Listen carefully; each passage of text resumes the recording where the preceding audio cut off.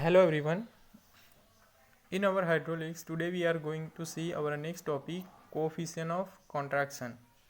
So before we going to see our next topic, in a previous video we saw that our sixth chapter, hydraulic coefficient. Now before we going to see our next chapter, first of all we saw introduction. So what is hydraulic coefficient? તો first of all કે આપણે કોઈ પ્રવાહી ભરેલી ટાંકીની દિવાલમાં કેવા હોય છે નાના છિદ્રો દ્વારા વહેતો પ્રવાહ અને પ્રવાહની ધાર જેટ ઓફ ધી વોટર જાણવા વિશે પ્રયત્ન કરીએ. સામાન્ય રીતે ઓરિફિસ એટલે કે ટાંકીની બાજુ અથવા તળિયામાં રાખેલ છિદ્ર જેમાંથી શું થાય છે વોટર ફ્લો થાય છે. આવા છિદ્રના આકાર ગમે તે પ્રકારના હોઈ શકે. આપણે ઓરિફિસનું વર્ગીકરણ જોઈશું. બરાબર, તો ઓરિફિસનું વર્ગીકરણ એટલે કે ક્લાસિફિકેશન ઓફ ઓરિફિસ.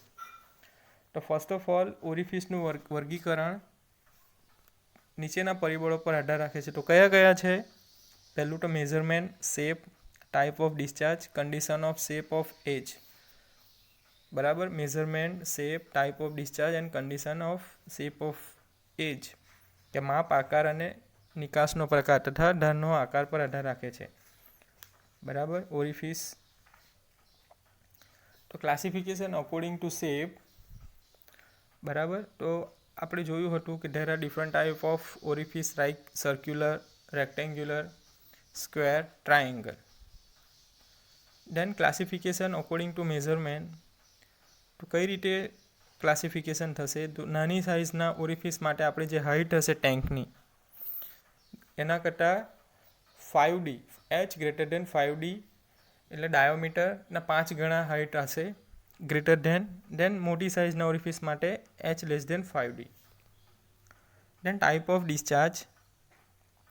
જો પ્રવાહીની ધાર મુક્ત રીતે નીચે પડતી હોય તો તેવા ઓરિફિસને મુક્ત રીતે નિકાસ કરતું ઓરિફિસ કહેવાય છે, ફ્રી ડિસ્ચાર્જિંગ ઓરિફિસ. પરંતુ જો પ્રવાહીની ધાર હેડવાસમાં ભરાયેલા પ્રવાહીના જથ્થામાં નીકળતી હોય તો તેવા ઓરિફિસને અંશતઃ અથવા તો પૂર્ણ ડૂબાવેલ ઓરિફિસ કહેવાય છે. બરાબર. Then classification base on edge condition. So ટાંકીની દિવાલની ધારને આધારે વર્ગીકરણ. તો જો ધાર તીણી હોય તો તીણી ધારવાળું ઓરિફિસ કહેવાય, અને જો ધાર બેલ માઉન્ટ એટલે કે ઘંટાકાર હોય તો તેને બેલ માઉન્ટ ઓરિફિસ કહેવાય, અને જો ધાર સપાટ આકારની એટલે કે સ્ક્વેર એજ હોય તો તેને સ્ક્વેર એજ ઓરિફિસ કહેવાય છે. ત્યારબાદ જોયું હતું ઓરિફિસમાંથી વહેતો પ્રવાહ. તો ટાંકીની દિવાલમાં તીક્ષ્ણ ધારવાળું ગોળાકાર ઓરિફિસ ધારો. બરાબર, અને એચ એ મધ્યબિંદુથી ટાંકીમાં પાણીની સપાટી સુધીનું અંતર. તો ઓરિફિસમાંથી નીકળતી પ્રવાહની ધારના રૂપમાં બહાર નીકળે છે. તો ધારના આડછેદનું ક્ષેત્રફળ ઓરિફિસના ક્ષેત્રફળ કરતાં ઓછું હોય છે, જે આડછેદ પર દર્શાવવામાં આવે છે. આનું અંતર દિવાલની ત્રિજ્યા જેટલું હોય છે. જ્યાં પ્રવાહીના અણુઓ એકબીજાને સમાંતર પરંતુ દિવાલને લંબ દિશામાં હોય છે, 90 ડિગ્રી ફોર્મ કરે છે. તો આવા આડછેદને વિના કોન્ટ્રાક્ટ કહેવાય છે. ત્યાર પછી પ્રવાહી ગુરુત્વાકર્ષણ બળ મુજબ ગતિ કરે છે અને ઓરિફિસની ધાર સાથેના ઘર્ષણને કારણે પૃષ્ઠ તાણ આવે છે, એટલે કે સરફેસ ટેન્શન, અને હવાના અવરોધને કારણે ઓરિફિસમાં શીર્ષ વે એટલે કે લોસ ઓફ હેડ થાય છે. બરાબર, તો યાદ રાખો કે વિના કોન્ટ્રાક્ટ આગળ ધારનું ક્ષેત્રફળ કેવું હોય છે? મિનિમમ, લઘુત્તમ હોય છે. Then after we apply Bernoulli equation for that particular flow, તો first of all P1 by W plus V1 square by twice G plus Z1 equal to P2 by W plus V2 square by twice G plus Z2. So here Z1 equal to Z2, datum line same होगी. At that time P1 by W plus V1 square by twice G equal to P2 by W plus V2 square by twice G. So P1 by W is equal to H, P2 by W equal to 0. So H plus V1 square by twice G equal to 0 plus V2 square by twice G. So V2 equal to root of twice G H. અને શું કહેવાય છે? Theoretical velocity.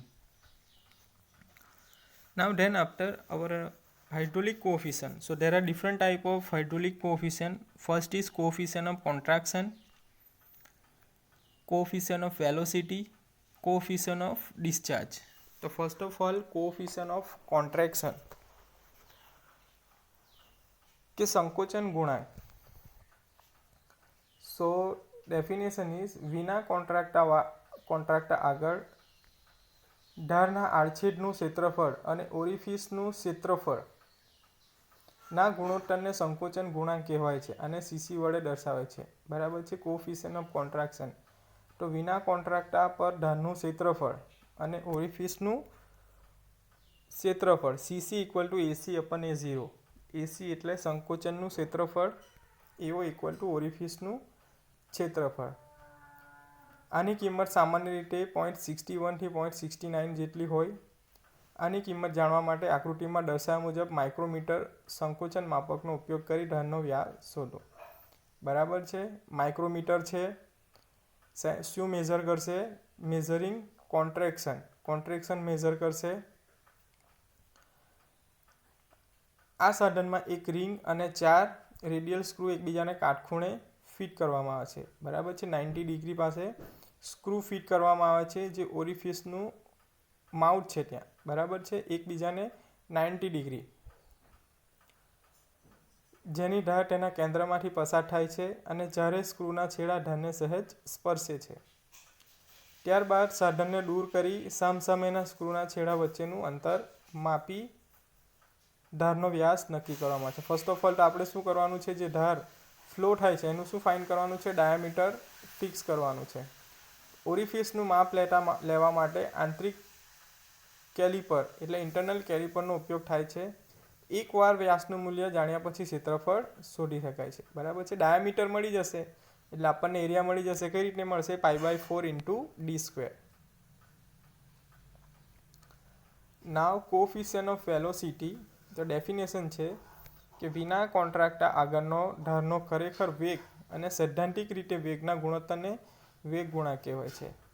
બરાબર છે. તો original velocity અને practical velocity એ બેનો શું લેવાનું છે? રેશિયો. એને શું કહેવાય છે? વેગ ગુણાંક. આને સીવી વડે દર્શાવાય છે. તો સીવી ઇઝ ઇક્વલ ટુ વિના કોન્ટ્રાક્ટા ઉપર ધારનો ખરેખર વેગ ભાગ્યા સૈદ્ધાંતિક વેગ. તો V actual upon V theoretical. So CV is equal to V actual. V theoretical equation આપણી પાસે છે જે આપણે ગઈકાલે ફાઇન્ડ આઉટ કર્યું હતું. ઇટ ઇઝ √2 GH, જેની કિંમત સામાન્ય રીતે 0.95 થી 0.99 હોઈ શકે છે. તો ખરેખર એકચ્યુઅલ વેલોસિટીનું મૂલ્ય શોધવા માટે નીચે જણાવેલ રીત સામાન્ય રીતે વાપરી શકાય. તો ઇટ ઇઝ પ્રેક્ષક પથની રીત એટલે કે ટ્રેજેક્ટરી મેથડ. સેકન્ડ, પિટોટ્યુબની મેથડ. Using pitot tube method